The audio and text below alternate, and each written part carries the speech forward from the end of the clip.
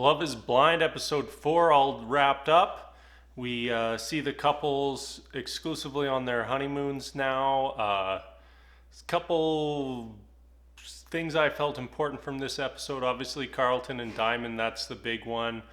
We might as well just start off there. We see the resolution and the end of that relationship. I really felt for Diamond in this situation. She, maybe parts of it she didn't handle the best, but basically we ended last episode with them fighting and basically going their separate ways for the night. They sleep in separate rooms, and the next day they come together to have another conversation. Carlton enters into the conversation with much the same attitude. He was very aggressive and defensive. It really just came off like him not even allowing Diamond to say what she wanted to say. And Diamond was really saying, I'm okay with you being bisexual, but I do wish that you had opened up and been honest to me earlier.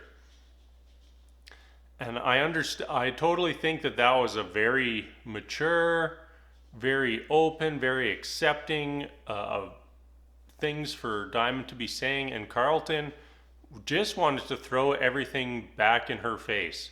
Like just saying that, if I had told you earlier, you would have just broke up with me. And it's like, well, you never even gave her that opportunity. Like if you had been open, then at least there would have been the possibility of you both having a fantastic relationship.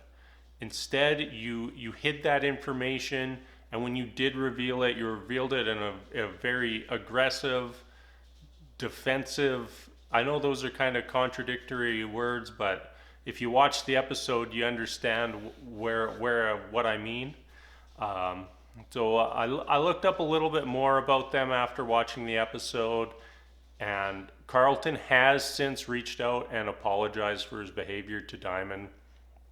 And they say that they're now attempting to be friends, but with the way everything ended, I see about a 0% chance of them ever getting back together.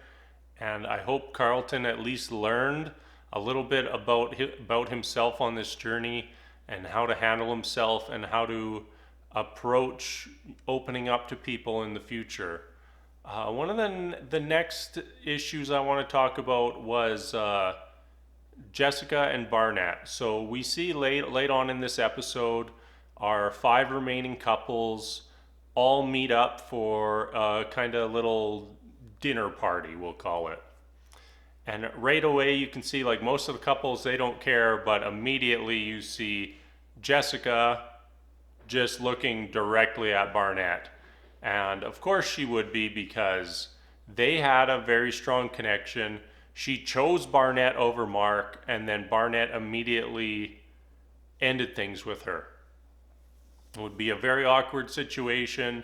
And it still seems to me like Jessica has some feelings for Barnett. And I don't know if she's going to be able to get past all that to further her relationship with Mark. I really liked them right at the start. They really seemed to have this incredible connection. But Jessica was very fixated on the 10-year age difference between them, but yet seemed fine with the 7-year age difference between herself and Barnett. I don't know. Comes off as strange to me, especially when they just really seemed great together. To add a little bit more to this, we see all the remaining couples talking about, hey, have you had sex yet? And 4 of the 5 couples have, where one couple, Jessica and Mark, are the only ones who haven't been intimate yet. And you start to think things like, is that a red flag for this relationship?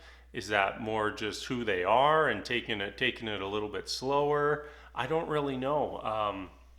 I think that's it for this episode. Damien learned how to give a massage. We actually saw Kenny and Kelly quite a bit more. They didn't get their usual one scene. They got to describe how much they like making out with each other, which they Oh, there goes a dog walking through the scene. That would be Sasha. You can't see her, but she's very nice. And yeah, I think that's it for episode 4, and I'll be back as soon as I can for episode 5.